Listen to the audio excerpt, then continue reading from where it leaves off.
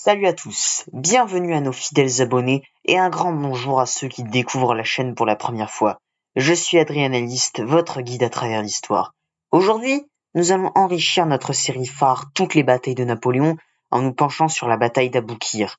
N'hésitez pas à vous abonner pour ne rien manquer de cette aventure passionnante.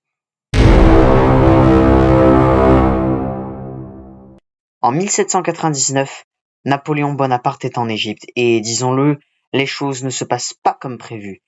Il a eu quelques succès, notamment à Gaza et Jaffa, mais le siège de Saint-Jean d'Acre a révélé les lacunes de son armée, que ce soit en artillerie ou face à des épidémies comme la peste. Mais Napoléon n'affronte pas que des problèmes locaux. Non, l'enjeu est bien plus grand. La menace se propage aussi de l'extérieur. Des troupes ottomanes, incitées par les Britanniques, s'amassent sur le littoral syro-palestinien. Napoléon sait que le temps lui est compté. Il quitte Saint-Jean d'Acre le 17 mai 1799 et focalise ses ressources sur une nouvelle menace à Aboukir. N'oublions pas que la flotte française avait déjà été vaincue à Aboukir par les Britanniques, comme nous l'avons vu dans un épisode précédent. Une défaite terrestre serait un coup fatal aux ambitions françaises en Méditerranée et au Moyen-Orient. Napoléon voit donc dans cette bataille une chance de reprendre l'ascendant.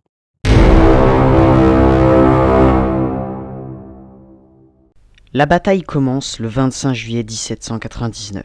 Les troupes françaises sont renforcées par la cavalerie disposant d'une artillerie bien positionnée. L'armée ottomane, menée par Mustapha Pacha, s'approche du champ de bataille. Les Ottomans possèdent une grande armée, bien supérieure en nombre, mais moins disciplinée, moins bien équipée que les Français. Mustapha Pacha mise sur sa supériorité numérique et tente d'encercler les Français. Imaginez la scène, Destin à gauche, Lannes à droite, chacun prêt à foncer sur la dune qui fait face à leur position. Au milieu de ce chaos orchestré, Murat et sa cavalerie, prêts à plonger dans la bataille. Le plan de Napoléon se déroule comme prévu. Les dunes sont conquises et les Turcs se trouvent encerclés, n'ayant d'autre choix que de se jeter à la mer. Harcelés par les hussards et les dragons français, ils paniquent. À ce stade, Murat et ses cavaliers réalisent un exploit. Voyant une brèche de 400 mètres s'ouvrir dans les défenses ottomanes, ils n'hésitent pas une seconde. Ils se ruent à travers, suivis de près par l'infanterie de Lannes. Et c'est là que l'instant décisif de la bataille se produit. Les Ottomans, sortant de leurs fortifications, commencent à mutiler les soldats français tombés. Cette vision ignoble galvanise les Français, qui, envahis d'une rage incontrôlée, chargent sur leurs ennemis. Murat, saisissant en ce moment, fait preuve d'une bravoure sans égale. En combat singulier contre Mustapha Pacha, il est touché au visage, mais dans un élan de fureur, Murat coupe plusieurs doigts du Pacha et le fait prisonnier en lui lançant « Si tu refais ça à mes soldats, je te jure que par Allah, je te couperai d'autres choses plus importantes. » Et oui, c'est vraiment ce que Murat a dit. L'impact de cette capture est instantané. Les Ottomans, privés de leur leader, sombrent dans la panique. Ils se précipitent dans la mer. Napoléon, ne perdant pas une seconde, exploite cette victoire en fonçant sur les lignes arrières de l'ennemi avec les troupes du général Lanus. L'artillerie française écrase les Ottomans sous une pluie de boulets, scellant ainsi le sort de la bataille.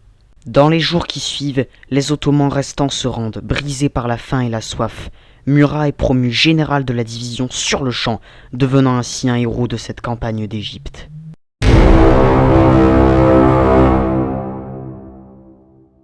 La bataille se solde par une victoire fulgurante des Français, avec des pertes minimes. À l'inverse, les Ottomans subissent un lourd tribut. Des milliers de leurs soldats se noient en tentant désespérément de fuir par la mer. Bien que cette bataille ait solidifié momentanément la mainmise française sur l'Égypte, elle ne renverse pas la dynamique de la campagne dans son ensemble. Après la victoire, Napoléon réalise que, malgré ses succès sur le terrain, la situation politique en France est précaire.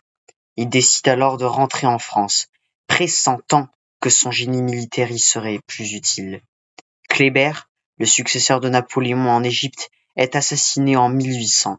Son remplaçant Menou sera défait l'année suivante, mettant un terme à l'aventure égyptienne. En résumé, la bataille d'Aboukir illustre parfaitement comment la bravoure, la tactique et une once de chance peuvent changer le cours d'une bataille, mais pas nécessairement le cours de l'histoire.